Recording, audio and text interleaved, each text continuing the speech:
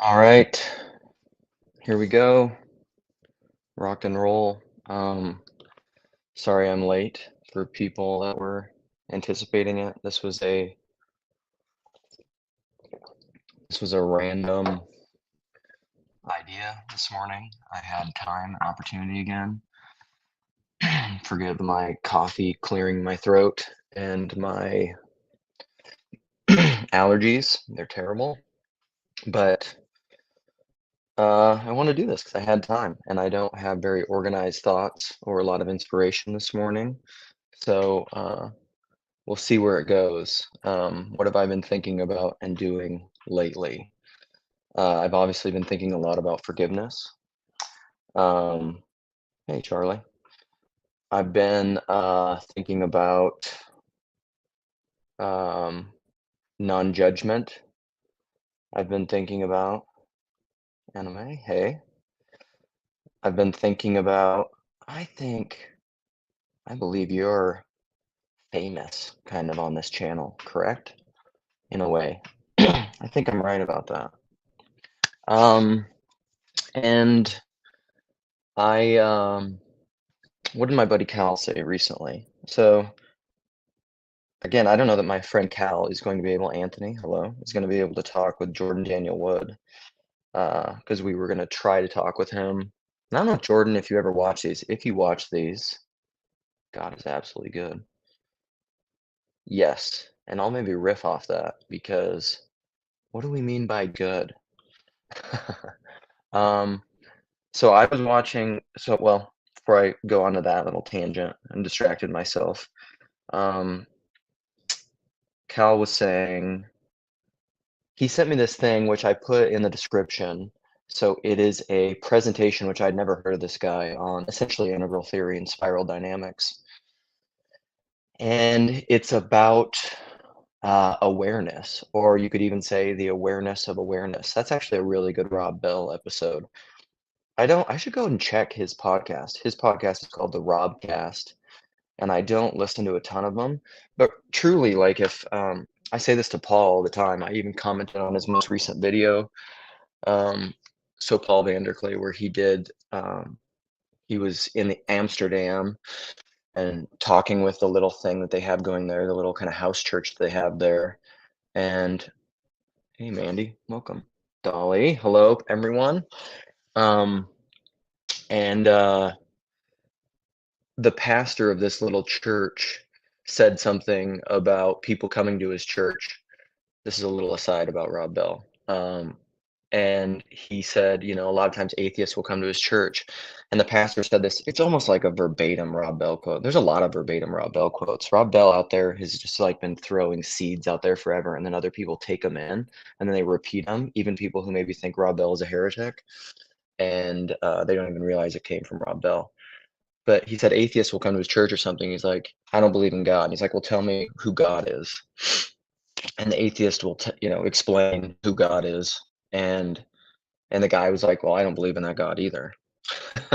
which is a great way to go about it. He's like, we can start as atheists together and try to figure out what God is. Who is better, I would say, rather than what. But maybe you can start at what. And Rob Bell is a heretic indeed. Well, he's one I like. So he but that's a great way to stay in the question asking section. So Rob said that, and he had this podcast once on awareness of awareness. I think there's a few podcasts of his, because Rob Bell's a genius with words. He has a really great way with words. So awareness of awareness is a good one, which I think is one that he did with his son, which is really close to the Sherry reminded me of this. I don't think that I ever know this, but Sherry has said this before. It's a Master Eckhart quote, who's a legit person in the Western tradition, in the mystical tradition. But he said, "The eye with which you see God is the eye with which God sees you." I like that a lot. But anyhow, back to Cal, back to this link that I have in the description. It's on levels, and it's about integral theory, and a lot of it is about awareness, Which it also reminds me of this connection. Sorry, I'm a schizotypal person. All I see is just connections everywhere. So I'll talk about something and I see a connection and I go. Um, reminds me of Vervaeke was talking to, was it Vervaeke? Who was it? Somebody shared something with me that, no, it wasn't Vervaeke. Sorry, this is a local estuary thing, but it was essentially that awareness. What is the relationship between awareness and transformation, right? Because as I would say, as a Christian, and not even as a Christian, I would say a lot of religious traditions would say that mere awareness of the good or what's right or holiness isn't equivalent to actual holiness, you know? You could think of things in the New Testament like it's not the hearers of the word who are blessed or who are right or who are what I can't remember the exact translation, but the doers of the word who will be justified, who will be so the goal isn't to just hear the word. The goal is to be the word, to do the word. James says, "Receive with meekness the implanted word, which is able to save your souls." That's a great verse. I mean, just really, what is that? What passage is it? I think it's in James 2. Um, but just meditate on that verse for a while. Just think about it. Receive with meekness the implanted word, which is able to save your soul. I don't think the end is quite right, which is able to save your soul. But so receive with humility, with meekness, the implanted word. It's already there. It's implanted, which is able to save your soul. That could basically just be my my broad theology. Um, so all right, where were we at? Levels, consciousness, awareness. A lot of what integral theory talks about is an awareness and an awareness of awareness. But I'm not sure that mere awareness, like what is the relationship between awareness and transformation? Because I'm not sure that mere awareness is enough. I don't know what degree you can actually have a robust, full awareness. James chapter 1. Thank you. My mother, God bless her soul, uh, used to I did homeschooling on and off throughout my elementary school for various reasons. And those of you who know me will know the chaos, the somewhat chaos of my upbringing. But chaos and stability, it's both, which is what creates someone like me, somebody that's a both and person all the time. It was chaotic and stable. It was both. It was an antinomy, a unity of opposites was my upbringing, which is what makes someone like me. Um, and she had me memorize sections of scripture. Part of it is James 1. Maybe if I get crazy enough one of these mornings, I'll just start reciting what I can remember of James 1 from when I was in first grade or something. All right, let's throw some comments. Connections. I agree. Unities are important. I can get lost in them and kind of go crazy sometimes. It's just unity, and it becomes ungrounded. But thank you for that. God bless Nate. That's who I thought you were. All right, you outed yourself. All right. What a thank you for having that, for raising that man. He's such a beautiful man. Nate is truly one of my favorite people in this little corner. I love that guy dearly. This is obviously his whole project and channel, and he is okay with me just hijacking it for live streams. So, all right, back to it. Transformation and how that is related to awareness. Man, it's a difficult thing because I don't know. Man, there's a lot of things. So I'm seeing a mosaic of what that means. There's a line from bring in one of the Luke bingo things. We all have these bingo cards, but from the Ransom trilogy, it's from the first one, Out of the Silent Planet. But Ransom is he's arrived at this new planet, right? And so he is literally seeing an alien landscape for the first time. This is so Owen Barfield, by the way. Owen Barfield, I'm going to get to Owen Barfield because I don't know if I put the link in here, but we're going to be talking about Owen Barfield. And because I always am, because Owen Barfield, and I've said it since the beginning, the book Saving the Appearances is behind most of what's going on now in the evolution of consciousness and a lot of what I'm talking about. Major influences: Pete Rollins, Rob Bell, Owen Barfield, C.S. Lewis, the Lord Jesus Christ, the Bible. Um, so, uh, so he sees this alien landscape and he's having trouble figuring it out. Like he doesn't even know what he's looking at, right? He does and he does not. So this gets into seeing. And one of my big things, one of the first videos I made on my own channel, but it's very true. And one of my Luke-isms is seeing is not seeing. And this is a very Jordan Peterson thing. It's a very cognitive science thing. I've talked about this a lot, but AI robotics, trying to teach AI or robotics how to see is very hard because a lot of what seeing is inhibitory. You're eliminating things that you're actually perceiving with your rods and your cones and your eyeballs. Because in order to see something, you have to exclude things. Seeing involves a coincidence of opposites. It involves focus and it involves periphery. A lot of this is Polanyi, focal stuff and focal subsidiary integration and how all that works. I mean, there's a lot of things that goes into vision. It's a very simple thing on one level, but on an analytical level, it's complicated. So in order to see something, you have to inhibit most of what you're seeing. Because in order to focus on something, you have to exclude everything else. So to look at, whatever, my inhaler, because my asthma has been terrible lately. If I'm looking at this, I'm not looking at this, or I'm not focusing on this. I can't focus on this and this over here, my phone sitting over here. So in order to see, you have to inhibit a lot of stuff.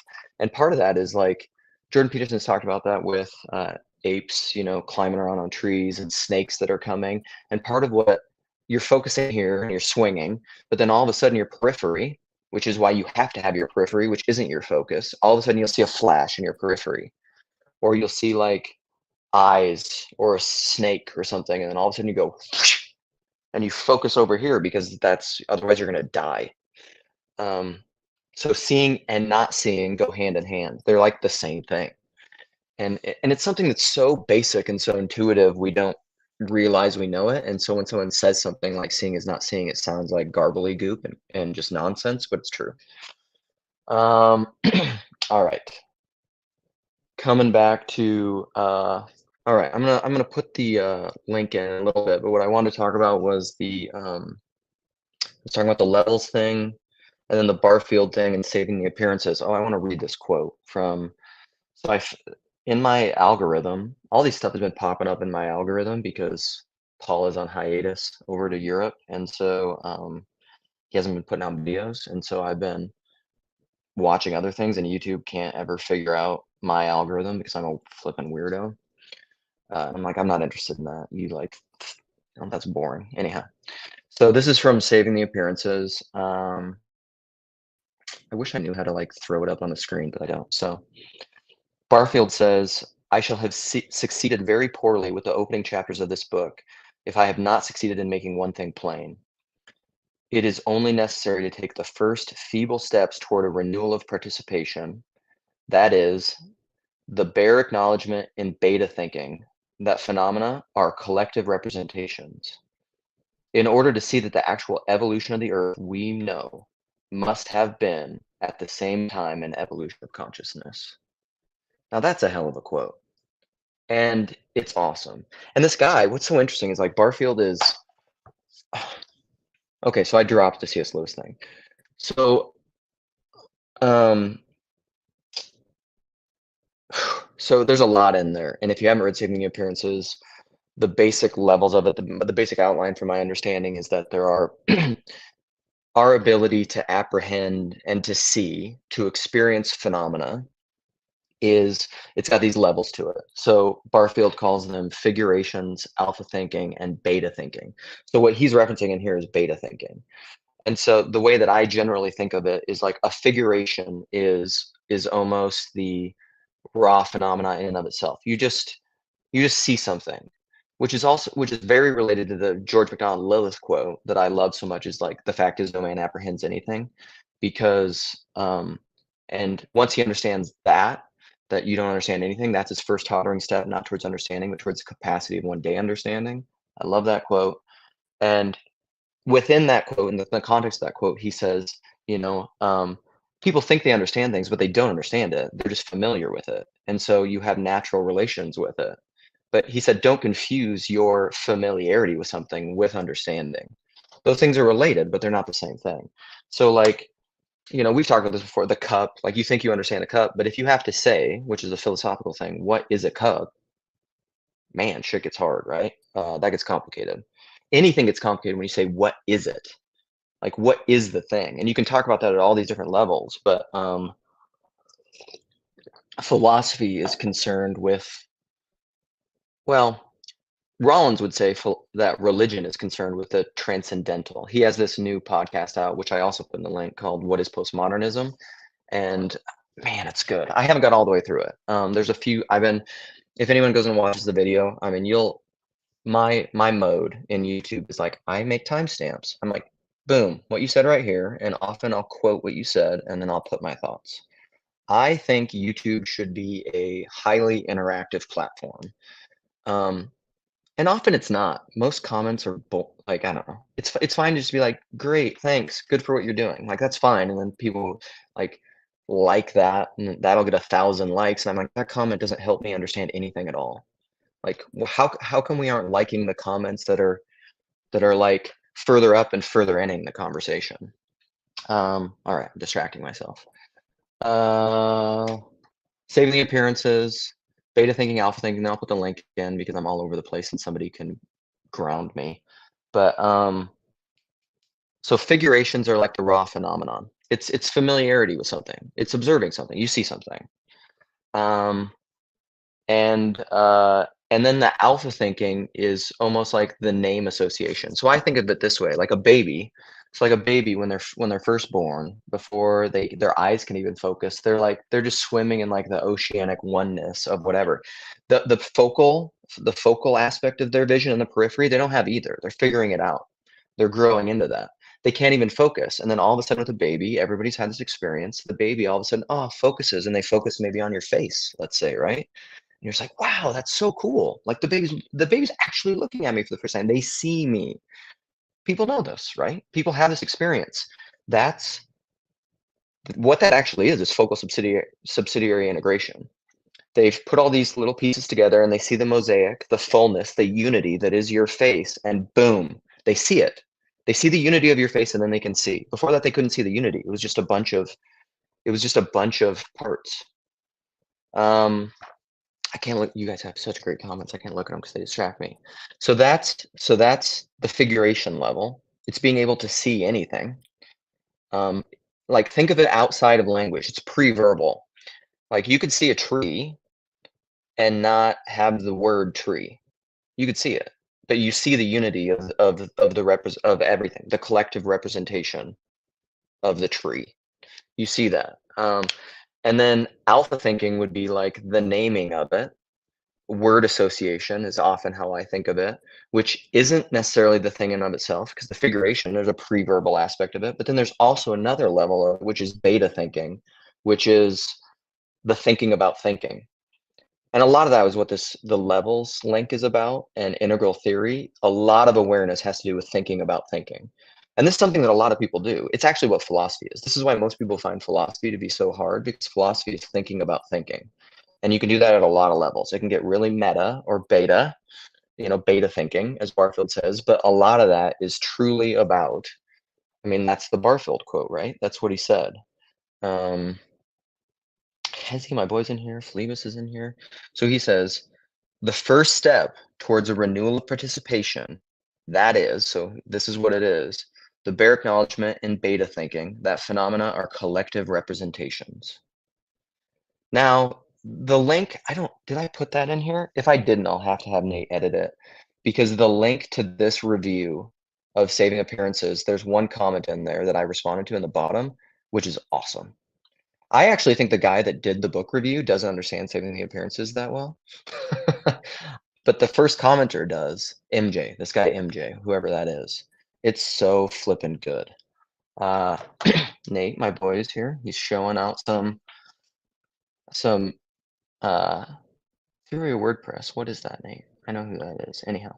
All right. I'm kind of all over the place, and There's other ways that I could go, but I'm gonna put an invite in here in case somebody wants to come in and look at some comments because I'm ignoring them so that I don't distract myself more than I do. I distract myself too much.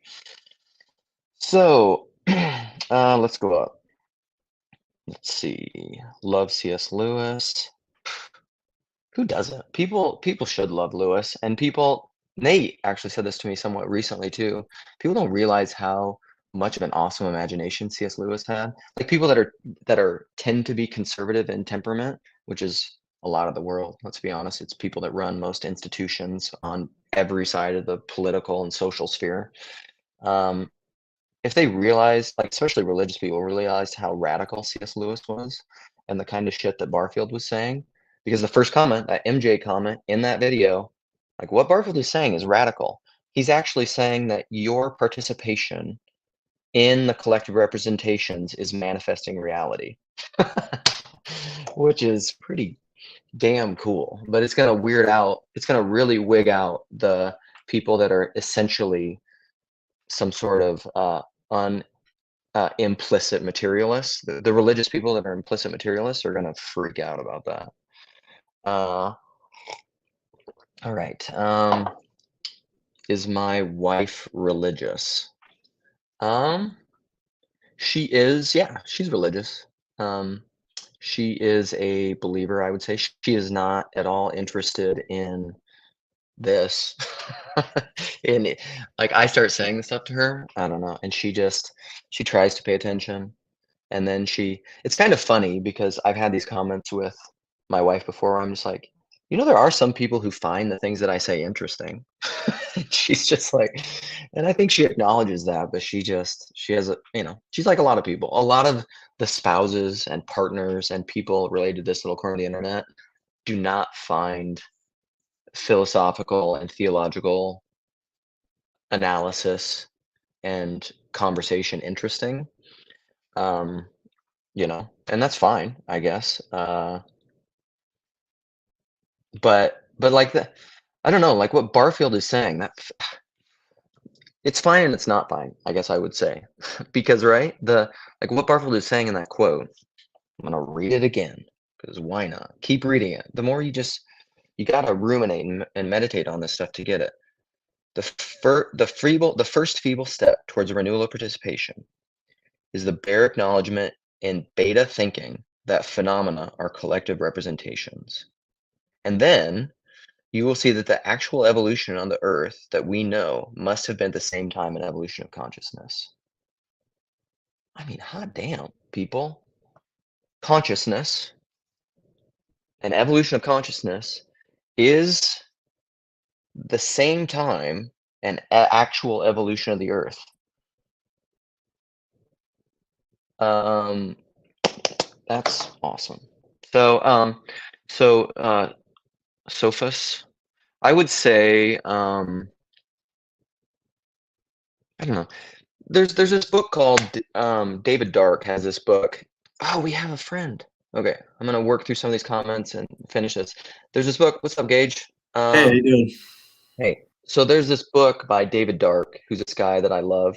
I actually bought all his books. I haven't read them yet. This is a common thing with me. I buy books and I don't read them. But it's called like Life's Too Short to Pretend You're Not Religious. He has another book called, I think this is his book. It's called Everything is Spiritual. Like, here's the thing. I think even who's the guy that talked about the religious and irreligious? It's some social secular scientist who coined this term. Is it Haidt maybe? Irreligious, I think, talked about this. Everybody's religious. They just don't explicitly acknowledge it. I mean, this is a big part of what's going on in this little corner is like to have a highest value and to orient toward whatever you deem as the highest good that's your religion. Like, I mean, you're just not going to call it that. You maybe don't call it supernatural and natural, but part of that is because we're stuck in this divided, two-story universe that we've gotten to philosophically that's dumb. Anyhow, I'm going to read some comments. What up, Gage? Hey, I just wanted to jump in and was kind of wanted to, I don't know, share some thoughts about like the idea of, you were talking about your wife. Yeah. And I feel similarly with my wife, like trying to, express some of these ideas and stuff in a way that um like connects. And Hmm. but those types of conversations have to that like they're in some sense good for me because they make me realize that like unless there's a universality to the ideas, then they're in some sense like still lacking. They're not refined because they aren't necessarily all the way like an idea in terms of its like high sense isn't fully manifested obviously until it's realized all the way down.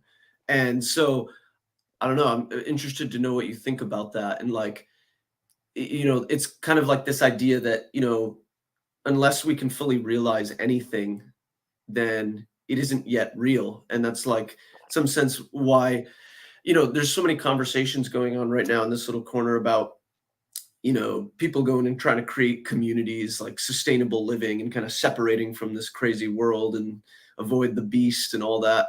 And I wonder if you know what I'm saying? And it's like I Yeah, have this issue that, although I totally understand that and they're thinking about their children and they're kind of trying to like figure out how to sort out this crisis, but at the same time I feel like unless it's universal and unless the solution is encompassing everything, we're in some sense settling.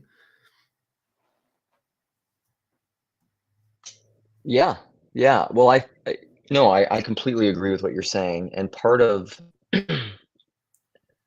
I mean, people will repeat this in many different forms, and people will say, the good teacher, and I don't think of myself as a teacher, but like the good communicator, the good philosopher or professor ought to be able to communicate whatever ideas he's communicating in the classroom to like somebody at the bar, Right. right? And I think that's what you're saying. There has to be a, you said universality, but I would almost say like a resonance. Mm, Anybody that you're communicating something with, if what you're saying is actually valuable or real or meaningful, I would say, you ought to be able to communicate it in a way that resonates. And it's a really hard thing to do, because, um, man, like even for me with my wife, I mean, my wife's she's a very smart person, but she's not a philosopher. She's not wired in this way. And I mean, I'm weird in any group that you put me in, even in like this little corner or Grail country or whatever. Like, I think people know, they're like, I think Luke is saying something substantive that has value. And I think he's pointing to something that like I think is smart, but like I don't exactly know what he's saying. And so my wife, it's it's a hard thing to communicate that, but there should be resonances. A lot of my struggle with these things is I'm trying to, in a lot of my ideas, I'm trying to say these very big 30,000 foot view things almost as like succinctly as I can. mm, So like I really try to like get them down, and then because even if you watch like my time in this little corner, like I'm saying all the same stuff again. right. It's C.S. Lewis, like what you see and hear depends a lot on where you're standing. It also depends upon the kind of person you are. I've said that 1,000 times, and it's like a condensation of almost everything that I'm saying, and Right. it's very simple. You can get it at one level, but this is how it almost gets to what you're pointing at, because like it is a little bit of a universal thing, and it's kind of like what the Bible is. Like you can get the Bible at a superficial, elementary, basic level. Like Right. you can read or hear a parable of Jesus and just be like, oh yeah, cool. And like you can do that as like a fifth grader, but then you could write a tome of like the most esoteric, complicated philosophy about like what Jesus is really getting at in that pair. Like there's levels, and I don't know, like this it gets into Barfield a little bit, and then I'll shut up and see what you have to respond. But like I don't I don't know that we can truly have an evolution of consciousness and a participation in like what Barfield is saying if the evolution of the world itself is is related to the realization that we are participating in these collective representations, and that involves beta thinking in Barfield's structure. To some degree, philosophy and thinking about thinking and talking about these things at complicated abstract levels is necessary for the evolution of consciousness. I mean, I Mm. think that's what Barfield is saying. And so, like, at some level, it's like, okay, cool, we can keep things in a part of my struggle with, and this seems like condescending, and maybe I will just keep it at condescending, but like to say that like there's a and I have a condescending tone when it sounds condescending to myself when I say it, but like it's a term that I have, like smart dumb or pole parroting, and we even know this within classical education. To just repeat something that you've learned, like a definitional understanding of something, isn't understanding it. Like that's why I come up with a term like mammonistic knowing, because you're just repeating what you've said. It's actually like intellectual plagiarism. Like Mm. that's why a huge part of education is saying it in your own words. What does that mean in your own words? Because you don't understand it until you can say it in your own words. And and I don't know, like is it like a loving, is it a loving or a is it a reasonable thing to acquiesce to people who just want to live in a definitional mode of understanding without encouraging them some way to move into the, I don't know, the beta thinking level, which is going to be some degree of philosophy. I don't know. No, those are some really interesting perspectives that I think are helpful to this because I think, you know, one thing that Neoplatonism, kind of in its raw form, has been criticized for is its lack of universality because of the Mm, sense in which it requires people to participate in that beta thinking, which, in a way that the way in which something like Christianity, the way that it kind of exists in the world doesn't necessarily require that, or maybe it ideally should, but it doesn't, in terms of the way that it manifests in a congregation, doesn't necessarily require people to participate in that type of philosophical thinking. Do you know what I mean? At least in the sense that people feel that they're participating in a faith community. I mean, obviously it does right. to some extent because of the way in which Christianity is in some sense built somewhat off of beta thinking to begin with, um, but definitely not to the extent that maybe we're talking at this level. But I guess so. That's been a criticism against it. But at the same time, it makes me, one of the statements Barfield makes is, in order to save souls, we have to first save the appearances. Mm, And when I first read that statement, it like floored me because you know I that kind of like in one succinct statement made me kind of realize the issue at hand and why so much of the things that you know the church has been trying to do in this buffered world has been so ineffective is because the it seems like we've just gone headlong trying to save people, in kind of a mm. salvific way without addressing this issue that Barfield is really trying to bring to the fore. And I like what you're asking because you're asking like there is obviously an inevitability that certain people aren't going to be attracted to this type of thinking, and there's a sense in which this type of thinking pulls them away from the really real, the groundedness. You know what I mean? I Mm, mean, like yeah. it's like it wouldn't necessarily be advantageous if Samwise Gamgee was up in his head thinking about these things. You see what I'm saying? Like we have to Yeah. remember that value of the Samwise Gamgee and his part to play in the role. But at the same time, like what you're saying is like Barfield's assertion, which I agree with, seems like this level of thinking has to be taken up. Like, how do you have to ascend out of the cave in order to go back into it? Like, I don't know. Those are just some thoughts based off of what you said. Yeah. No, I think that's all really good. I think I, I mean, hopefully had a little bit of clarities or epiphanies just as you were talking, because I think, all right, so part of part of the evolution of consciousness is I think that we move. we move collectively into like a new way of seeing and knowing and being in the world. So like to divorce, I think what's hard about the current way that we're talking about is because we live in this divided world, so, a little bit, you know, not completely. We're maybe evolving out of it. I mean, I don't know. You know, we're moving into the uh age of, what are we moving into? Not the age of Aquarius, the age of, I'm forgetting. I'm forgetting which No, I think it is mode. Aquarius because we were just in Is it? Pisces. Okay, yeah. So we are, I think, shifting and we're moving. At least I think we are. You see the, I think I perceive a subtle shift happening and people are moving out of it.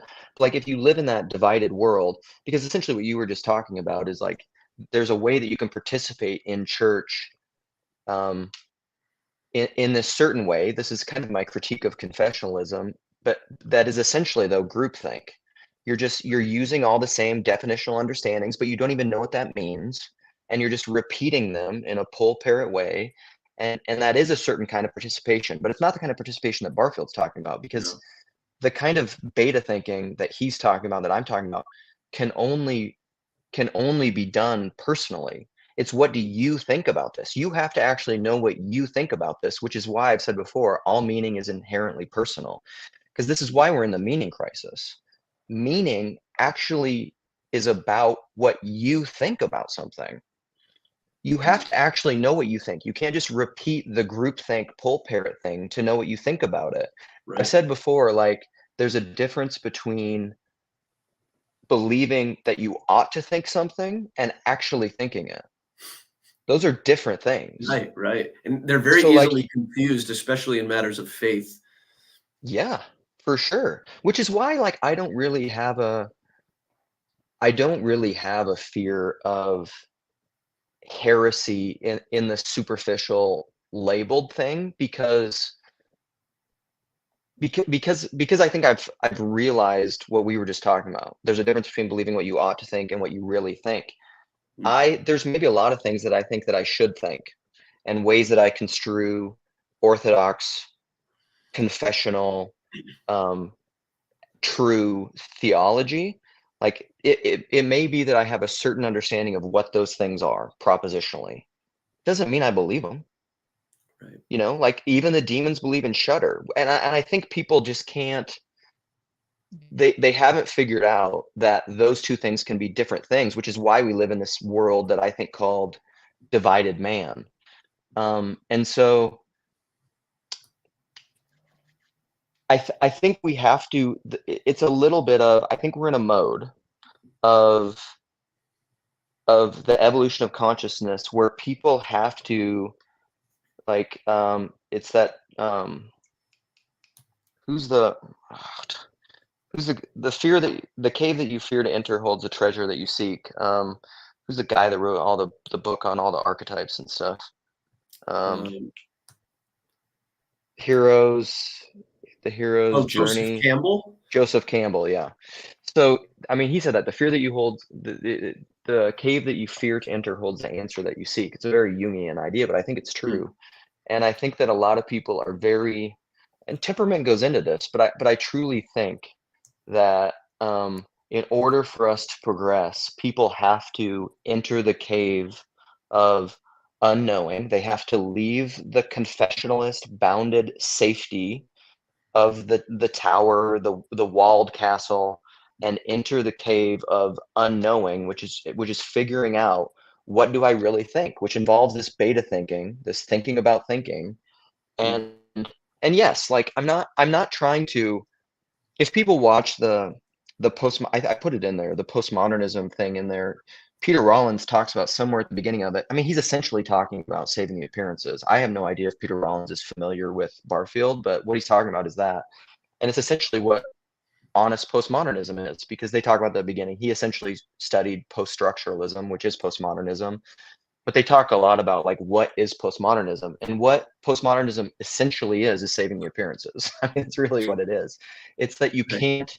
you can never totalize and absolutize your interpretation, your understanding, your whatever to this absolute level, because then you concretize it and you no longer maintain this iconic relationship with your understanding, because that has to constantly be evolving. Otherwise, you monarchical vision things, you make yourself God, and you absolutize your understanding of something. Because essentially that's what I think. I'll shut up. That's what I think. That's where I think we're headed. But you have to enter that cave of unknowing to figure out what you actually think about something, and leave the group think to figure out what you actually think about something, because that's how you're actually participating in the collective representations. That's how the world will actually change into Right, final right. participation. It Right, won't because change that's otherwise. how new stuff is being brought into out of the darkness and into the Yes. real. There's no other actually way to do it other than through the individuals doing that within their consciousness. You just stagnate if the group think remains. And when you were talking about it in the context of like heresy, it reminded me of the classic Jordan Peterson that you know in order to think you have to risk offending people. Similarly, in a theological current, in order to think you have to risk being a heretic. Or offending yourself, perhaps. Yeah, right, your own personal, right. And it seems to me that, like, people who do that wisely, you know they end up kind of being a double-edged sword to the world, because they in some sense, their choice to do that individually, they may not even trying to be causing a big um disruption, but everyone's forced to now confront with this new thinker who's thinking independently. And you think about all the Hmm. theologians and stuff who have done that, right? It's like you have this Absolutely. stagnating faith, and then all of a sudden someone kind of like, and you can usually identify, if you've learned how to do this well, you can usually identify the difference between someone who's really just trying to be an enemy of the faith versus someone who cares so deeply about the faith that they're trying to bring up new material out of the unknown and transform the faith and progress it. And when you do that, it's like everyone kind of scrambles. And it seems like that those are always moments of great transformation. And like, I know, I think it was Mathieu on Twitter that tweeted recently that said, like, the prophet comes out of the dirt when the religious establishment has stagnated. And so, like, it's almost, it reminds me, get that image of like stones being raised up, like, Mm. Christ just being, when something is needed, it comes forth in a response to something. um and I think, I I don't know, I think, that kind of helps bring it down, as opposed to, like, thinking about it so philosophically. I wonder if, so, like, just a little background about me is I'm Yeah. learning to become a therapist. And I am partly doing that because I feel that um the intimate dynamic involved in an individual therapy session with people that who are obviously not, I mean, obviously some of them might be, but the vast majority aren't going to, maybe be philosophically inclined in the way that, like, this Yeah. little corner is, obviously. But in this session, I have this opportunity with them where they're presenting, real world problems. And I'm interested in the dynamic between, working on people in the real life, practical, kind of grounded issues, and like weaving these philosophical currents in a way that ends up affording them more reality and affording them help. And that this is in some sense like that midwifery Hmm. aspect. And so it's not just the midwifery of people, the way normal therapy might be done, in the sense that, okay, we've lowered your symptoms, we've taught you some coping skills, or, we've tried to explore your past. It's actually, in all those things may be true at the same time, but it's actually helping people to awaken to themselves in the way that you were describing, of starting to emerge out of the group think and think critically. And the reason why I feel like therapy is such a cool dynamic for that to be explored is because, what other opportunity in the world do you have where people are coming to you looking for, guidance over practical issues, and where you kind of have this intimate environment, and it's like this thing that's separate from these, like, cultural wars and like all the types of other Yeah. dynamics you can have with people. It's like this Yeah. isolated space. and obviously that lacks something in the way that it then will need to be reintegrated into the whole. But I feel, the experience that I've had so far in my internship and doing that as I'm really seeing some cool things take place. So it's been encouraging to me. Yeah, no, I think that's totally true. I have feedback for some reason. Where's that happening? There, it went away. But yeah, so I love that because I love therapy, and Abby is saying so, like positive language about therapy. Yay. I I don't, yeah, therapy is like, so why, that's a great question in light of the last live stream, because Flevis was in here and a lot of people were in here, and a lot of the um I think I used the term, like, because this is something I was wanting to talk about, self-love or self-forgiveness, or even therapy. It can have a very negative connotation, and even people, Phlebas is a great guy. Chad has a very big aversion to that kind of language, and I'm wondering why can you think of therapy like the way that you were just describing it, as a way of getting out of the, I don't know, the blindness of maybe like what you believe you ought to believe and what you actually believe. So getting out of that false man into like the real of where you're actually at, and having therapy actually help to enter into that unknowing, because that's obviously what you're doing. Why do you go to a therapist? Is because they're going to help you to see things you don't currently see so that you can Right, change. Like that's right, the whole damn point of therapy. right, right, So right.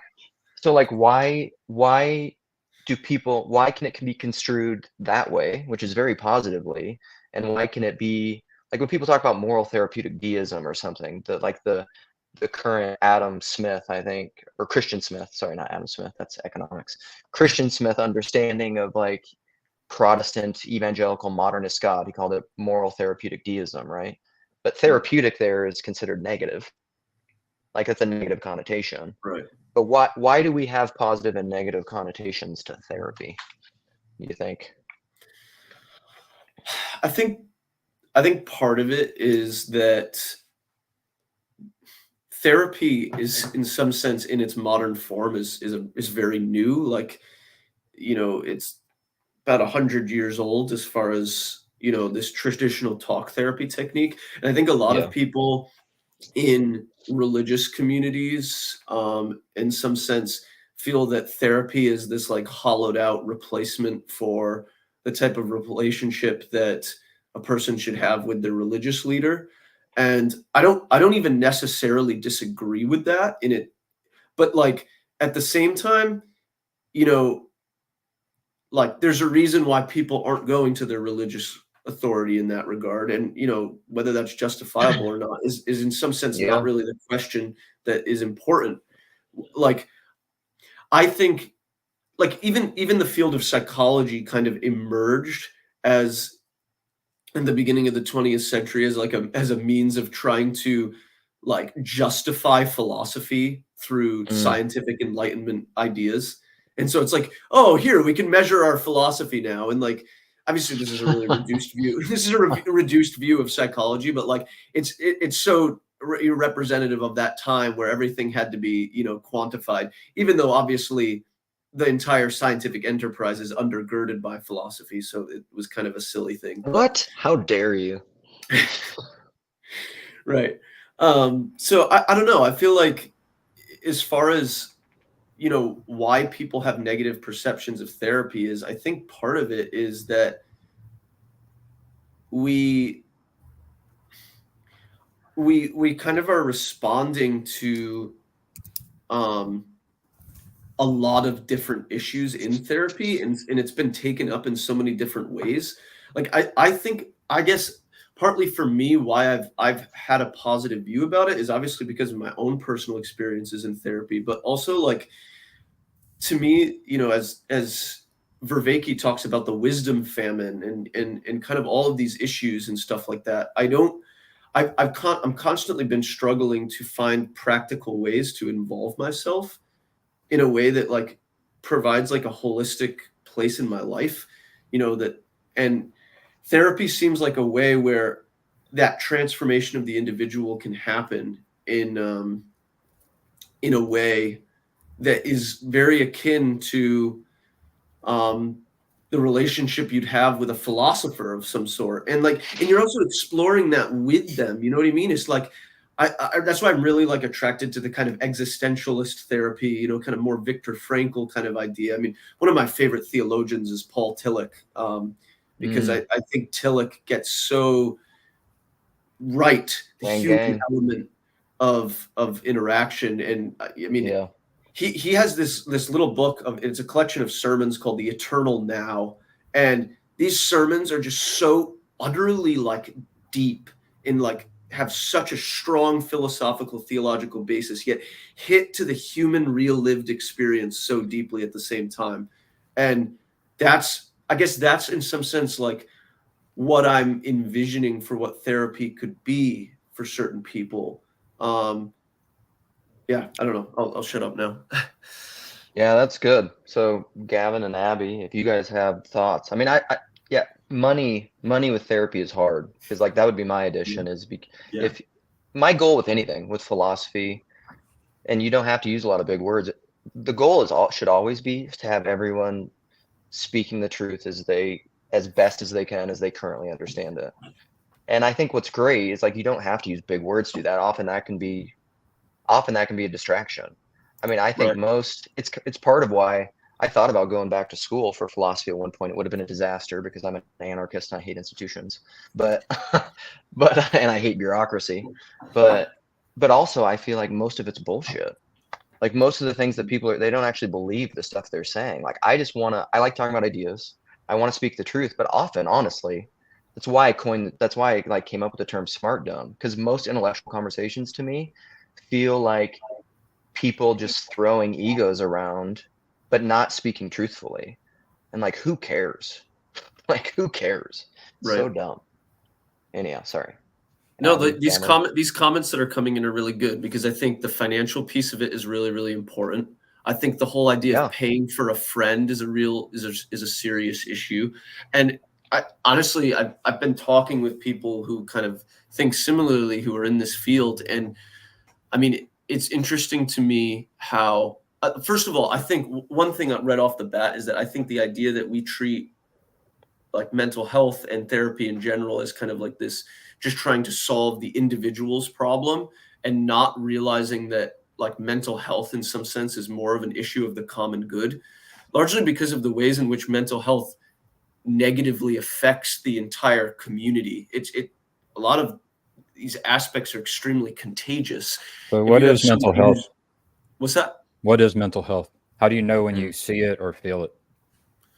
I mean, mental health is not a good term. That's the most important aspect. Mental health is a really bad term, Mm. right? Is it? And Why, part of, why is it a bad term? because there's too many things intersecting at one space. I think is a huge part of it. I mean, even what I was just trying to talk about is the ways in which mental health exists kind of in the healthcare world, in the way that intersects with some of these meaning crisis issues is already problematic because neither of those two communities really oftentimes have the same language to describe kind of similar phenomena. So Do you that's think, definitely why it's problematic, I think, at least at one I level. mean, are there people who think they have a healthy mind? And would those people be the people to go to ask what mental health is? I don't. Yeah, yeah. Have y'all ever experienced unconditional love? And That's a would great that be a healthy question. mind? Would that be a healthy mind when you're experiencing unconditional love? When you're And experiencing unconditional love, would that be a healthy mind? right.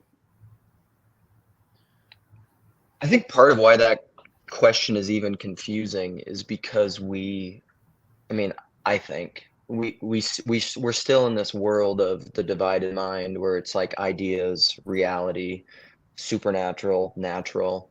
And so like mind, whenever anybody says mind, we're automatically thinking like the not real world, you know? Right, right. And so like when you say, does somebody have a healthy mind experience, is that the same as unconditional love? I would say, yeah, And so because that's perhaps the real.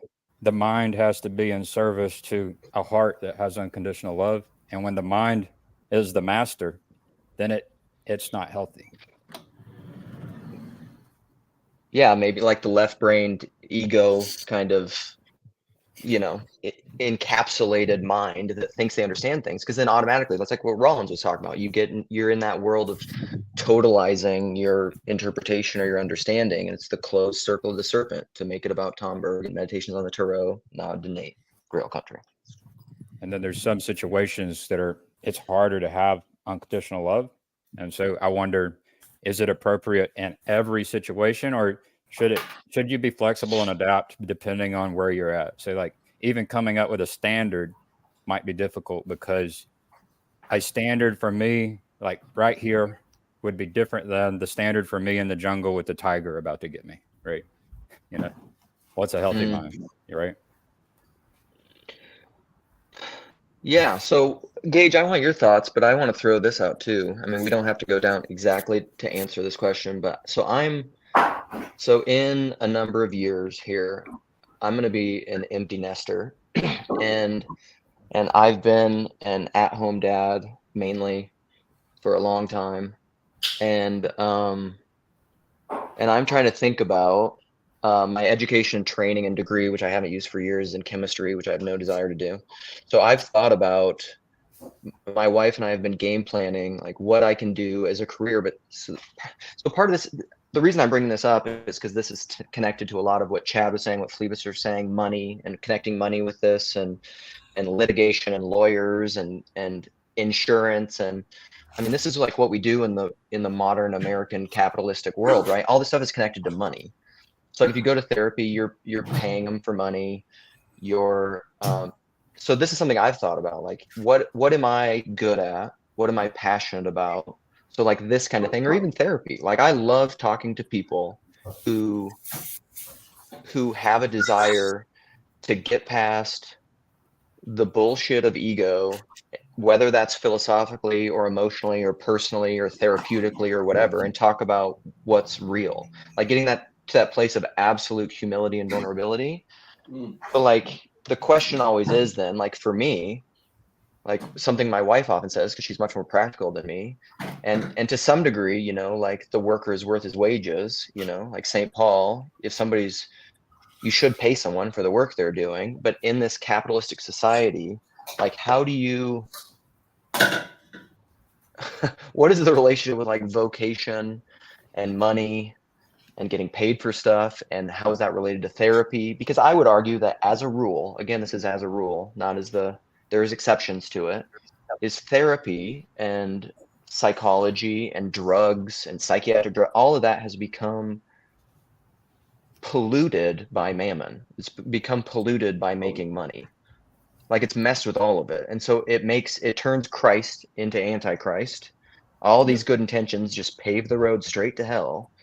And so I don't know, how do you avoid that? I don't know. Like that, I would think that inhibits unconditional love as a rule. I absolutely agree. And I think therapy, this is the issue in some sense that I've been grappling with for a long time, is that I don't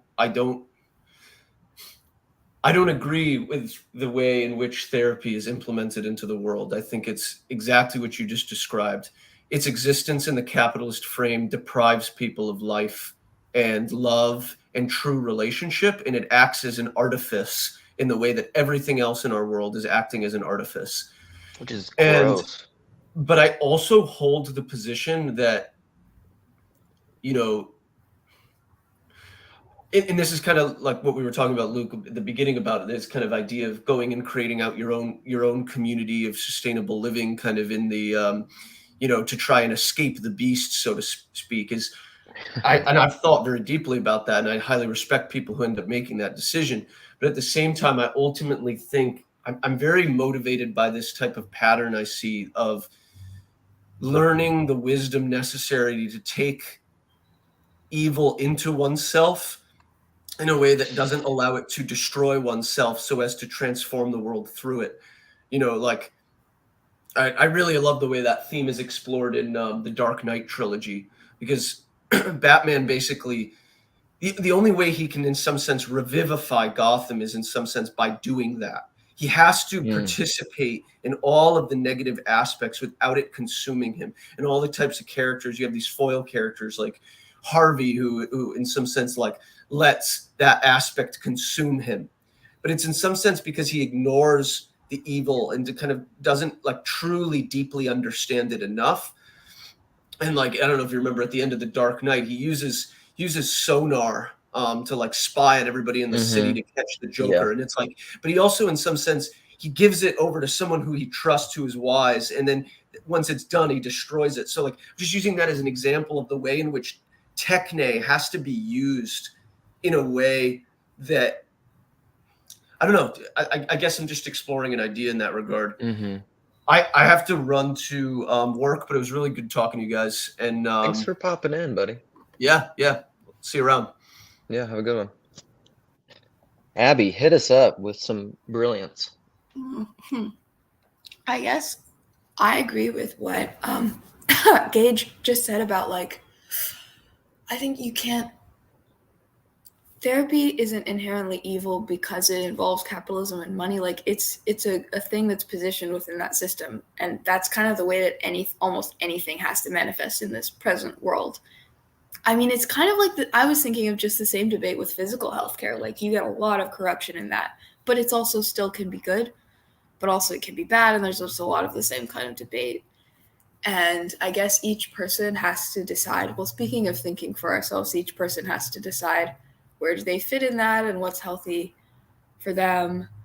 And for me, I happen to have a really good therapist who I think is kind of an example of doing good even through the kind of like you have to pay for it and stuff and all of the bureaucracy and things.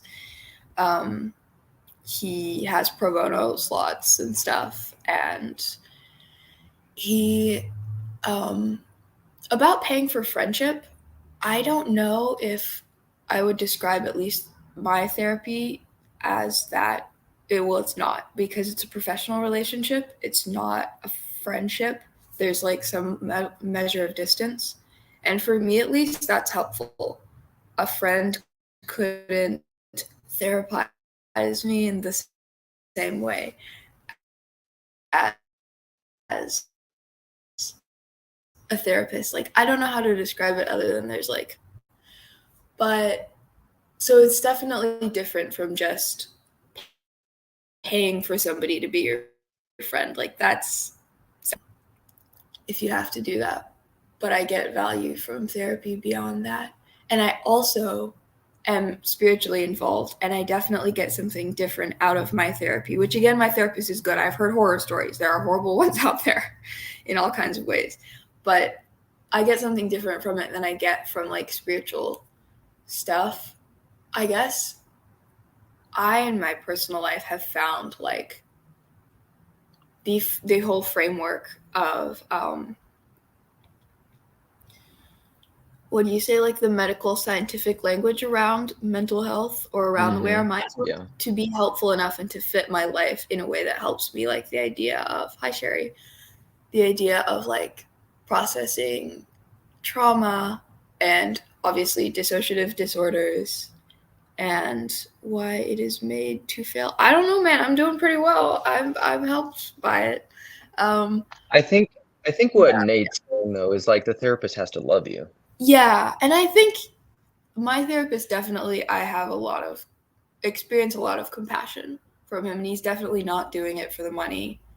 And yeah, there's a lot of compassion, which is extremely important for me because that's, I don't know, ethics of beauty. Sorry, I'm really rambly today. But ethics of beauty. That's not allowed. That's not allowed on my live streams, rambling.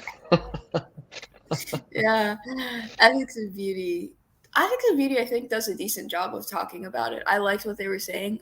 And as far as I remember, they were okay with therapy. They just thought that it should be like beauty first and focused on, instead of focused on dragging up your traumas and like putting them out and like overanalyzing them, focused mostly on reconnecting the individual into like blessing in the Lord of Spirits sense of being connected properly in the community. And honestly, that's what my therapist does focus on. Like, we talk through past traumas because it's necessary, but the goal is to find the life and feed it and take the good and reconnect it. And I think it's good. Yeah. Yeah, I think I mean, I think a lot of the reason that therapy is so needed, is because people largely do lack friendship, lack community, lack intimacy. I think what everyone is saying can be true. And a lot of people are saying therapists are the new priests. I mean, that was traditionally the role of the pastor, was like the I just the don't think wise I older don't think elder. priests. I guess for people who've experienced, like, I guess I'm coming from a place where I've experienced like a lot of deep trauma, where even my therapist kind of like, oh, okay, what do we do here?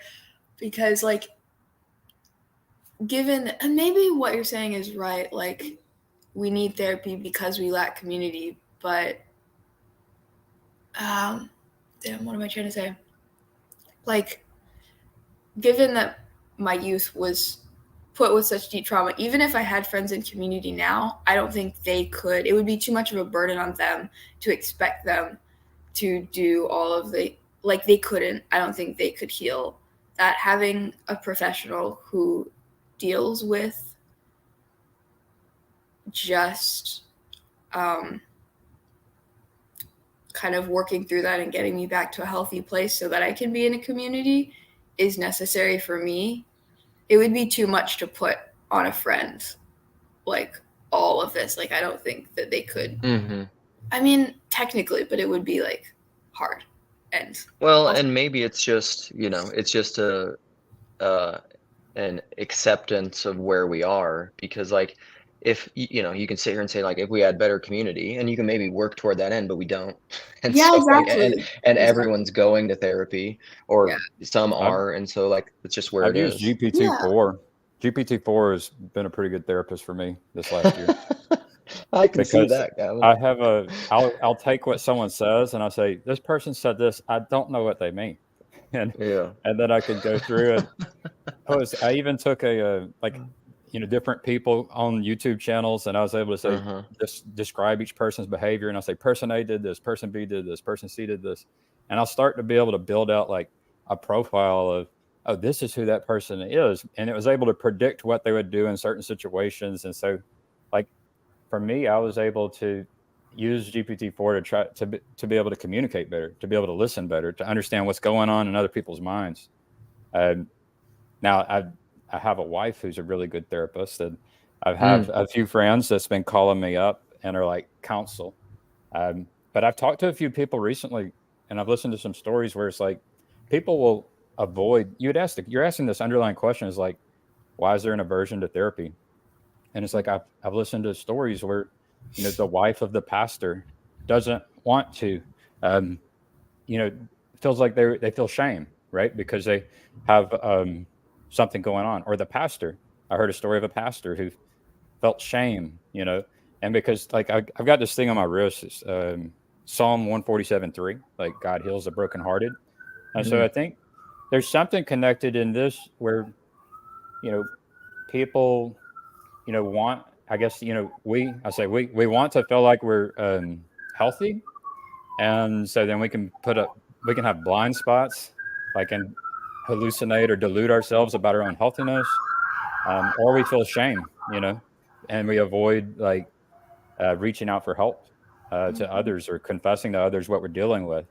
And so to me, that's like the answer that I have for the question, like, why do people avoid? Why are people, therapy averse or something? Right. Those are some of the things that were coming to my mind earlier when that question got asked. Yeah. Or Because they're people. afraid of being vulnerable? Is that the Different. short version? Well, my thing is I was just delusional. Like, I'm tough. I'm perfect. I don't need anything. There's nothing wrong with me. And but there's other people who feel shame. It's like, if I go ask for help, then it's going to do something to my image. And so you have a lot of people who are putting on a fake, like, they're not being honest, and they're pretending to be healthy when they're not. And they know they're not, but they're also have this feeling of like a fear or shame of how they would be perceived in making themselves vulnerable, and what not just to them, but maybe their spouse, or some, the people around them. So it's complicated for why people are averse to therapy. So I put those in two categories. There's the Gavin category of being arrogant and having delusions, and there's this other category of people. So you can miss the mark in different directions, and that's kind of the two ways to miss that mark of being able to, confess what you struggle with and seek help from others, because it's too much to carry by yourself. Yeah, it's such a weird thing, because or you have someone like me who feels like, I mean, I spoke about this once there was a Randos United video we did a long time ago called Emotional Manipulation. And one of the things that I said in there is that what you just said is true of a lot of people, but I'm almost the opposite, where like I will use extreme transparency and vulnerability. I can use when I'm being unwell as like it's not even like a power move, but it's almost like I'm beyond the place of where, because to me that seems superficial. Like if you have you want to put out this false sense of security as strength, I'm just like, whatever. Like I'll go Sigma male and I'll just do like extreme vulnerability and transparency is like the most biggest strength. But then the problem is like, because I'll just make this very personal. So like my wife is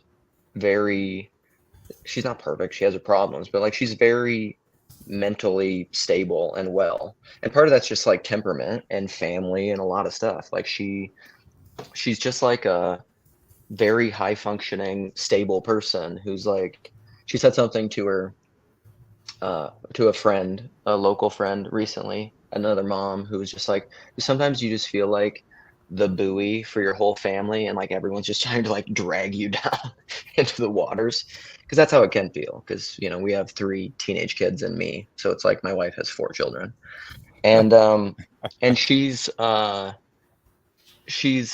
we've talked about before, because like I've tried to go to therapy together because I'm a big fan of all this stuff, but then what we kind of were talking about recently was just me going to therapy, because I'm obviously an external processor, and I have like and everything objectively, right? As if there is a thing. Objectively, my life is great, but I can still have a lot of issues because I'm a neurotic, you know? And so I've thought about going. And one of the things I'd really like help with is I complain a lot.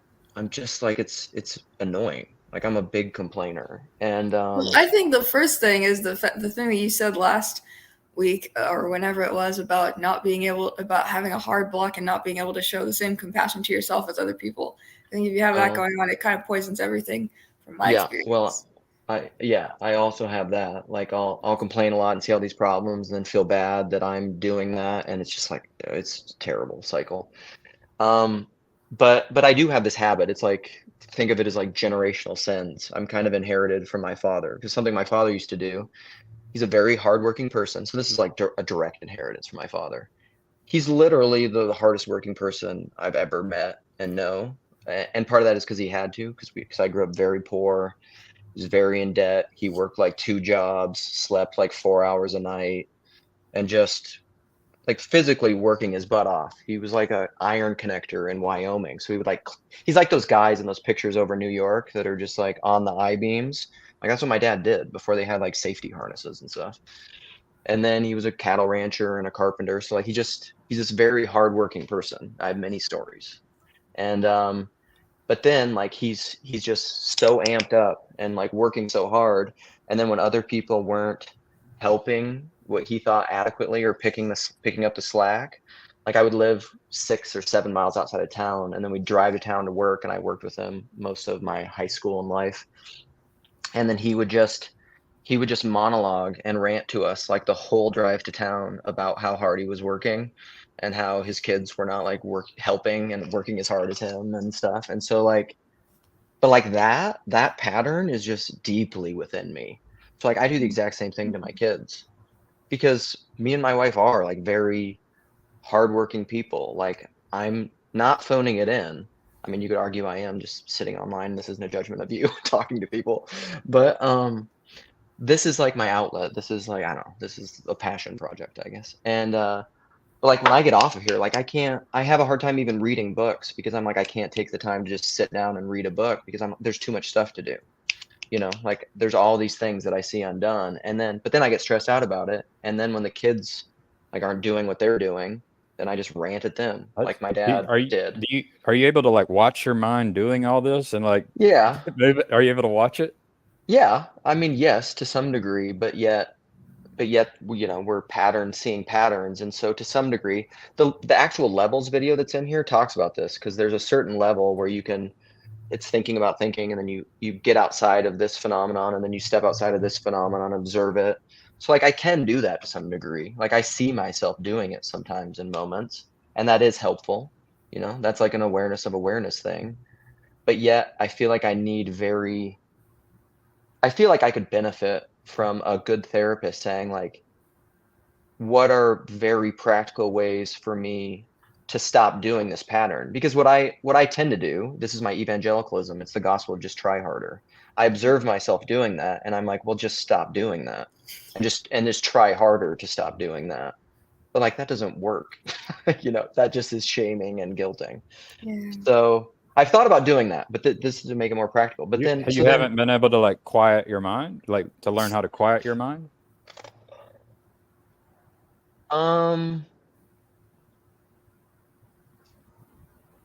Maybe. And again, like that's where I could say like, well, yes, I could maybe establish patterns of like meditation and contemplation and daily prayer and stuff time out is so do big. that. I'm trying to encourage the kids, like when we do time out, this is not a punishment. This is a tool. Like being able to do a timeout, man, it's powerful. It like I'll be angry, and I know that if I act with anger, I'm going to potentially hurt somebody and regret what I'm doing. And then I can take, with practice, I've gotten to a point where I can take a breath in, do a timeout, and then approach it, and it didn't start out that way. And I've made mistakes, and I hope I don't make any more, but and I might, but it's being able to do that timeout. That's a really good skill that I'm trying to teach my children, and they haven't learned. They're not good at it at all. Well, part of that is like we like begets like is something that I say a lot. And so it's like with my kids, I am in a lot of ways my dad and they are me. And this is the problem with generational sin is like it's really hard to unlearn, especially very deep-seated habits and patterns. And so like I can sit there and get mad at my kids. And it's like, you complain all the time. And I'm just like, well, that's because that's what I do. And so like if you could really embody that timeout thing and calm and peace and forgiveness and all those things, then like slowly, I think over time that would really affect your children. But it's a hard thing. And so what I was going to say is like, I looked into a therapist. I reached out to a local buddy who is a therapist who Abby, you were saying like, I think is very cognizant of all this stuff and the structure and has very intentionally not set his stuff too high and tries to do all those things. Like he's an incredibly ethical guy. But then he recommended this therapist who was like, I mean, I don't know. It was something like $200 an hour or something. And they work outside of insurance. And I was just thinking like, and so then we had this long conversation of number one, like whether or not someone could afford that or figure out a way to afford that. Like that is just like such a, like that's a crazy amount of money. Yeah, that's crazy. And so then it's just within insurance. You're right. And so then it's just like, and I appreciate not going within the insurance model. I think there's good reasons for that, but then it's like, then it becomes like only like super wealthy people can afford insurance, can afford therapy, which isn't really the goal. And so then because it basically got to the point of just like my wife then, because this was her advice, she was just like, maybe you just need to have somebody that you go and pay just to complain to, and they can help you figure that out. Cause like, I don't think that's good for our marriage. For me to be that person. The GPT-4. Try it out. And so, yeah. And so I like looked into it, and then she was just like, actually, we're not doing that. She's like, we could go on like a few dates a month. And she's like, and I could just try to, and like, she's like, for that amount of money, I think I'll just listen to you complain to me. Yeah. That's hilarious. I Uh, love it. so I don't know. That was the practical takeaway for that. But I appreciate the timeout advice. I mean, that's good. I will try to implement that because I think it's to stop. You have to stop yourself when you're like in Well, that mode of just like my, in the rut, my doing the pastor, pattern. like he Stop. says every morning, like he goes and he like sits with his Bible, he lights a candle, and it sounds like he spends like an hour, talking to God, and I've heard a pastor, Tony Evans, talk about how like he'd say like Jesus would go spend time with the Father, maybe 4 or 5 hours before he even started the day, and so he was prepared for the day, Hmm. right? So Yeah. it's like, I mean, and that's, some people might feel like, especially like the pastor's wife, they might feel some shame because it's like, well, maybe if I spent more time with God, maybe it would heal my heart and I'd be more prepared. But that's a timeout, like a Yeah. timeout No, is, for sure. Yeah, but Jesus Prayer didn't can have a be a 9 to timeout. 5. he didn't. He didn't. Yeah. Yeah, and he was God, right, Sam? I mean, I think Uh, about this because, like, I fall short all the time on like the way that I think I should be, and the direction I've gotten from this is um has been really helpful. Because, like, I like the question that Gavin's asking: do you ever observe yourself when it's happening? Like, have you ever had this happen where you're about to get into an argument with, like, let's say your wife or something, and like this the good conscious mind says, Chad, just stop. Like, this is stupid. You're walking down this stupid path. And then the other part of me is like, no, no, no, no. F that, dude. This needs to yeah. happen now. And then I'm like, dude, no. Like, that this, you're gonna feel like shit afterwards. Just stop. And then, like, the temper tantrum is like, no, like, I need to do this now. And then I do it, and then I'm like, son of a bitch. And it never has ever, I've never once ever felt good from it, ever. And Next time, like, maybe. and right, and it's getting a lot better Oh, where God will give I you do it next time too. You'll get it I next do it a time. lot less, right? I do it a lot less now. But the direction that I got was um, from somebody who has the same thing, right? And he said every day when those things crop up, first of all, make amends if you after you've harmed somebody, but what you got to do is continually ask God, if it's your will, please take this away from me today. Help me in any way I can. If it's your will, I don't know. Maybe for some reason you have me having this problem. I don't know. But so I have to just continually to ask God to help me. Please take this away if it's your will. Please take this away. Even in the face of doing these things. Because, like, I'd like to be like really idealistic and be like, no, I'll just stop. It's like, dude, you'd never just stopped. And maybe part of Yeah. you really likes the drama, right? Because, like, that is real. Chad, not That is you or real, me. right? I mean, as painful as it is, man, I tell you what, dude, there is times where if I'm really being honest with myself, there's a piece of me that really likes it. I mean, Yeah, I man. remember I was like, I remember I said, I don't want peace. I used to say that. It's like, I don't want peace. I want to go get the bad guy. I want to go get the enemy. I I ain't remember when wired I that way was either. It feels fake. Yeah. when I was like 6 years sober. I remember this is right when, like, the Dirt, the Motley Crue show came out on Netflix.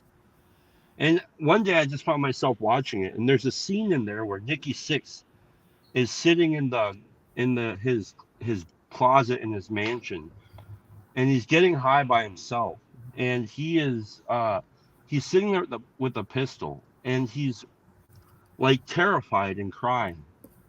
And I'm sitting there watching that, and I remember having the feeling of being really attracted to that. Like, oh, I know what that feels like.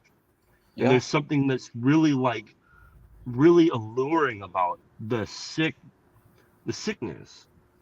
And like, so that's what we're up against. And so if that's what I'm with, if that's what sits with me all the time in some way, even if it's really, really quiet today, I have to continually go to God and say, God, if it's your will, please take this away and help me any way that you can to be the man that you would have me be, and your will be done. And then I have to let go of my opinions about it, because I'm already gonna beat myself up as it is.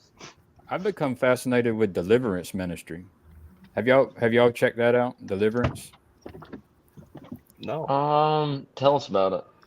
So I guess it's like when you're wrestling with these things, I guess you can go. There are people who have gifts that can cast out these unclean spirits, and people. There's many people struggle. Like there's pastors, all kinds of people who struggle with unclean spirits, wrestling with powers and principalities, and there's people with testimonies about having they'll like from firsthand experience. I heard one just yesterday where he's like his parents prayed over him with anointing oil, and he ended up, and this is after years of being a dealer, and I've listened to all kinds of crazy testimonies on that DELAFE testimonies YouTube channel, and he feels like he has to throw up, and he goes to the bathroom, and he goes to throw up, and a roar, just this loud roar comes out of him, and then he opens his eyes and looks in the toilet, and there's nothing there, and then he's like delivered. And then the thing is you get delivered, and when you have that clean house, sometimes 7 more wicked than that can come back. So you have to stay on top of it. But yeah, it was pretty wild, these testimonies about deliverance.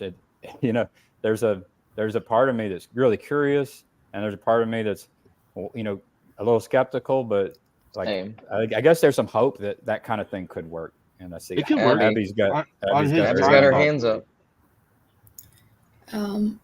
Yeah, to me, that kind of thing, I'm instantly skeptical. But then, I mean, hey, like, if it happens to somebody, I believe them, and that's great. Anything that helps people. But then at the same time, I see that as, like, a metaphor or an extreme statement of, because to me, evil spirits are patterns, or like angels are patterns.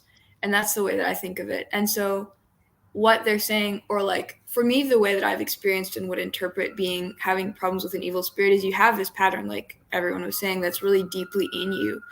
And this is what Ethics of Beauty talks about that I love, the first half before they start hating on gay people. And I've never managed to get past that part. I really need to read the last half, but I just hate it because it's like, damn, you were doing so good, and then you just have to throw that in there. But anyway, he was talking about like a lot of talk therapy, which I haven't had good success with talk therapy because usually it's on the surface level of like your conscious mind that's just saying, stop. Yeah. That's your mind. But what trauma does is it's in the body. The body keeps the score. It's in your body and your heart, and it's habit, and it's literally like in you. So what you have to do is find a way, or several ways, to rewire like so deeply your emotions and your body and like your habits, which I would consider to be the angels or the spirits that you're hosting, is your patterns. And ritual kind of does that. And I think he was talking about that's why like traditional rituals can be so powerful, because it's a full cathartic experience. And also I think certain types of therapy are better for that than just like talk therapy, like something that's actually going to have you emotionally process things. I think I've felt similar kinds of catharsis from that. But yeah, it's about like, because when you have a traumatic experience, that's an anti-theophany that like instills in you a vision of the world it's like the opposite of a revelation of God. It's the revelation of like evil. And that goes really deep into you. And the conscious mind can't really do anything to touch that. It just is like screaming at the body to stop. But these habits are like so deep. Yeah. There's this story about that my good friend tells. He's older than I am. He's like maybe in his late 50s now, but he was raised in a Lutheran church, and like to the point where like they were going to like they were going to like clinics and marching out front in there, and he was told his whole life that if your name isn't in the book of the dead or whatever, you're gonna be you're excluded. He had his mother like got an exorcist on him. Like every week he was going up for altar call, and he was really earnest about this, and he just always felt like he was screwed and he was going to hell. Mm-hmm. And it was only until one day he like was what he tried. It was the first time he tried not to drink, right? And then so he drank, and he's like, "What the hell, dude?" And he talked to a buddy that he was working with, he didn't even actually, it wasn't even a buddy, it was just a coworker. And the guy asked him, he said, "Do you think that you might be alcoholic?" And he's like, "What the hell are you talking about?" And he's like, "I don't know. You ever think about maybe going to a meeting, whatever?" So then he's like, "I guess." So he goes with this dude, and it was from actually sitting with this other man who at one point was a preacher, who became a car salesman and an alcoholic, recovered alcoholic, sat with him and helped him to recover and helped him to understand, why don't you have your own conception of God? Like, why are you, haven't you ever thought that maybe your old ideas or your ideas about God are actually the ones that are binding you up and the ones and the things that are blocking you? And so he tried this the the deliverance thing too. So again, I'm with you. If somebody has an experience like that, because I think I had an experience similar to that, wonderful. But like, God is so mysterious that it's not a 1 + 1 = 2. It's bicycle equal, plus airplane equals, some crazy ridiculous, whatever. It's Give it to not us. What's on the tip of your head? Give it to us. What does it equal? right. Yeah, Steering wheel. it's steering wheel. That's it. Yeah, it's just it doesn't. It's like it doesn't make sense, and thank God for that. Because it can only make sense when it makes sense. It's like, so I'm gonna be wrapping this up soon, but it's like the it's like what Rollins is talking about in that totalizing, not saving the appearances, totalizing your interpretation or your idea or encapsulating it in a way that traps it in the closed circle of the serpent, where you can't have death and resurrection and new ways of seeing things, the further up and the further end of the spiral. If you can take a what do you the testimony, of these what do you call them, redemption testimonies, what are they called, deliverance testimonies, and you can take that and you can absolutize it in a way that becomes, Rollins describes it perfectly in there. There's a comment in there where it's essentially what I say when I say Christ and Antichrist are a hair's breadth, because they're so close. The reason Antichrist is deceptive is it looks just like Christ. And so you can take these deliverance testimonies and then all of a sudden you can start creating a big system of this spiritual world where everything, like, all of a sudden there's an illness. Because I've heard these horror stories. My friends Sam and Sarah and I have talked about some of these, but where there are these horror stories of like, oh, your kid's really sick, and like, well, it's because it's a demon, and like, it's because you don't have faith that your son is not being healed, or like, oh, you had a child tragically die or something, and then like it can get really jacked up, really quickly. And that's not to deny the legitimacy of this deliverance stuff. And I agree very much with Abby that I think spirits are patterns, but I at the same time, and principalities, but I don't think that stops them from being personal or real either. It's kind of all the levels. So Can I tell this quick story, just real quick, about? I want to make a response to somebody saying about smoking. This pattern, and it goes along with the pattern that we're talking about here, where you're trying to tell somebody, like, you think you're going to cast out the demon in me, yeah. right? By telling me I should quit smoking. Have you ever just tried stopping, Chad? Well, I mean, like, maybe I've never heard that smoking causes cancer. But have you ever heard thing, Luke like, 16:12 before, Chad? So there's a story that I heard recently. There's a guy that was cousins with my wife's friend, and he was out at a wine tasting event, and there was a guy there who was like drunk, and this like really Christian-y dude walks up to this guy and says, "Why do you have all these tattoos on yourself? Why would you destroy your body like that?" He was really drunk when he was telling this guy like this. And the guy with the tattoos is like not drunk. He's like, "Dude, just like leave me alone, man." And this drunk Christian guy pushes him, and he falls and hits his head and lands in the hospital. And he's in there for 3 weeks. And he has 3 children and a wife. And he gets out of the hospital, and 2 weeks later he falls dead from brain bleed. So those of you who want to start casting out demons, why don't you look at your own?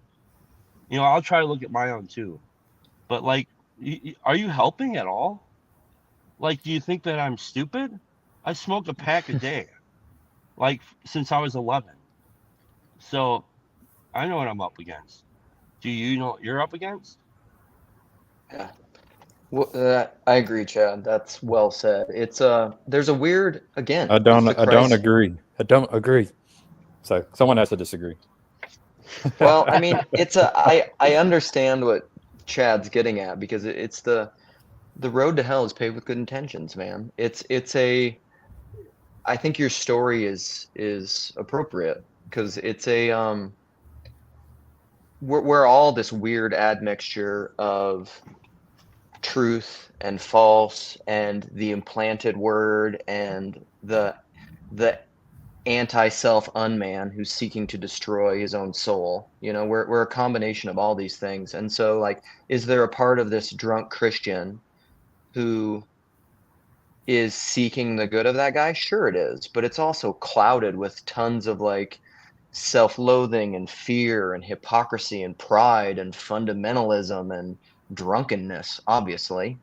And so like there's just a lot of things going on. And Sherry often says this, and I think it's largely true, you know. It's take the plank out of your own eye. Don't like you shouldn't be trying to fix people. Jordan Peterson says this all the time. Like you're trying to fix people. Well, What if you're wrong? Fix yourself. The Like cool if thing you're about wrong, the it affects deliverance you. stuff is the cool thing about deliverance stuff is like it's probably really important that you decided to go there and ask for help, right? Like if I go to you and just try to say cast out this demon, that would be completely different than you coming to me and say, hey, will you pray for me and anoint me? It's gonna be totally different relationship. You know? Yeah. To Phlebas's answer there, I think it's called mercy. Yeah, self-emptying love would be my forgiveness for the last podcast. Absolute and total forgiveness of everyone and everything, including yourself. Yeah. I think you have to be humble. Yeah, that's in You there. got to become the footstool for the King of Kings. Yeah. All right, folks. Any last words? Oh, like I have also had an experience kind of sudden deliverance, and like literally just your classic epiphany. And the way that it went for me was kind of like everyone is saying, you know, it was a very sudden thing out of nowhere, like total miracle. But also then after that, it's been a slow process of continuing to apply that initial epiphany to various things in my life and slowly working out those patterns. So like it's both. And I guess maybe you can have some times of having the demon cast out and like instantly things change, but then also it's this patient, slow process of maybe even like going to therapy or taking medicine or whatever. And I wanted, and in the early days especially, I wanted exactly like you were saying, I wanted there to be a certain method. Like every time that I'd feel that I was like further away from God or whatever, I would want there to be some kind of thing that I could always do in a routine that I could always go through that would get me back. And I was very panicked about it. But then God would say like, no, I can't do that because you make an idol out of that. It has to be different every time. You have to just wait and let me find you differently. And let me put this in a formula I can control. And God's like, no. No, we can't do that. Yeah. All right. Well, thank you all. This was really great. Thanks for coming in and joining. But I gotta go get to work on all these other things, or else I won't be saved and I'll be panicked, and I have much to accomplish. Much love. Thank you. All right. Bye. Peace out, friends.